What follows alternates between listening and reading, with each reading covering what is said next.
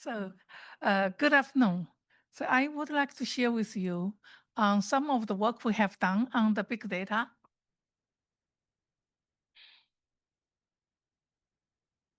So, it's fine. Yeah. Okay. So, from the COVID-19, we all know that big data could play a really crucial role in preventing the infection diseases. And in terms of chronic diseases, and the big data could also play a major role. So you all noticed that sometimes for individuals and for example, for the smokers, and smoking is a major risk factor for lung cancer, but only 12% of the cancer, the smokers develop lung cancer.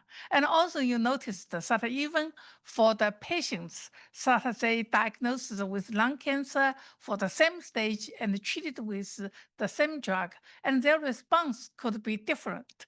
And some respond, some will not respond, and some even experience toxicity.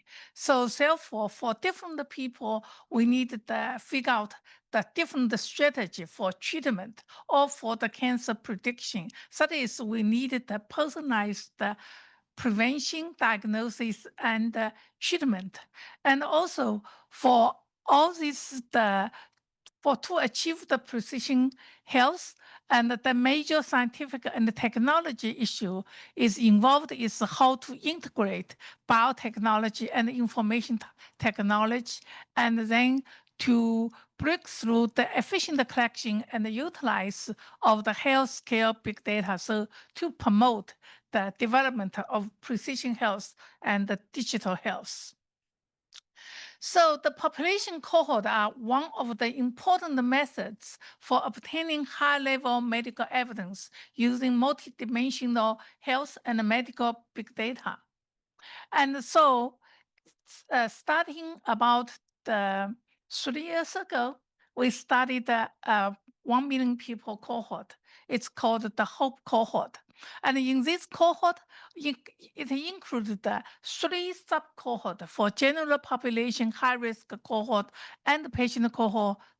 So in this cohort, we collect the information for each individual from the microscope by molecular information, such as their genetic profile, protein profile, and also we collect the mesoscopic personal information, and that is in each individual's their lifestyle profiles, their clinical medical records, and also their health examination data, and to collect the macroscope social factors about the greenness area and also how far away their home to the park time and to the park and also to the hospital, and then also collect the demographic information in the community, and then to follow up these patients, and to link these factors with the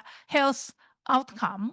And our goal is to establish a world-class public health platform capable of supporting cutting-edge digital public health research and translational works. And then based on this big data, and we can perform the cutting-edge research and also eventually to create tools to support people's health. So currently, in this cohort, we have been split it in 228 sites, and we created a 6.8 million vials of biobank, and also created the database.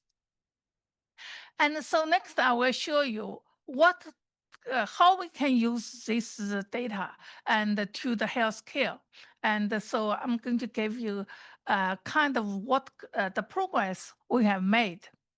So we have pioneered a series of medical artificial intelligence technology, spanning automated medical image process pipeline to multidimensional relationship mining to automated model adaptation and end-to-end solution development and multimodal data integration. And for example, we have created the model for the COPD diagnosis and also for asthma disease diagnosis and also the mild cognitive impairment diagnosis. And we also create tools for the digital pathology. And these tools can all be translated to clinical use. And the second, we have pioneered a dry weight integration approach for multi-omics break biomarker discovery and also the mechanism investigation on precision cancer prevention, diagnosis, and treatment. And so we're doing the levels and also the multi-omics to identify biomarker. And the biomarker we identified not only for the diagnosis, but also for prevention, screening, and treatment. And for example, to identify what are the genetics for obesity and who are more susceptible to smoking addiction, and also like what molecular markers can indicate what treatment they should use. And all these biomarkers could be potentially to generate the antigen kits for precision medicine. And the third areas we are working on is we have conducted in-depth research on the association between modifiable risk factors such as physical activity and diet, sleep, quality of life, smoking, and the environment, and the disease and health outcome. And our goal is to translate from the observational study to public health policy implementation and evidence-based intervention. And for example, we have found that modest exercise each day for 15 minutes can improve and expand the lifespan for 3 years, and also can reduce the mortality by 14%. And also we found that, for example, obesity and for health people, it can increase the cancer risk. And however, for cancer patients, and we should not advise them to lose weight or to control weight, because what we found, the people with the obese people at age 40, they can, after the cancer, diagnosed with cancer, the average survival is about 13.5 years. However, for the learner people, it's only 3.5 years. And all this data is based on the big 110,000 patient population. And we used all the different ways to control the confounders. And so that means for obesity, and we needed to have the individualized management. And the third area is we have advanced the development of precision prediction models for disease across the entire healthcare continuum. For example, to answer the question, what is my risk of cancer and what screening options strategy is the best for me, and also if the person has been predicted they have a high risk for cancer, and which methods can reduce his risk of cancer, and also if the person is unfortunately diagnosed with cancer, and what is the best treatment options for him. And so, for example, we have developed models to predict the lung cancer risk, and our model can separate the never smokers, the risk 100 times different. And therefore, we can target these high-risk people for the lung cancer screening. And also, we have developed model to predict the radiation treatment-induced toxicity. And then, if the person with high toxicity, and then the radiologist, when they decide the dose, they should choose low down the dose to achieve the treatment, but to lower down the toxicity. And we also did have a model to predict the lung cancer recurrence.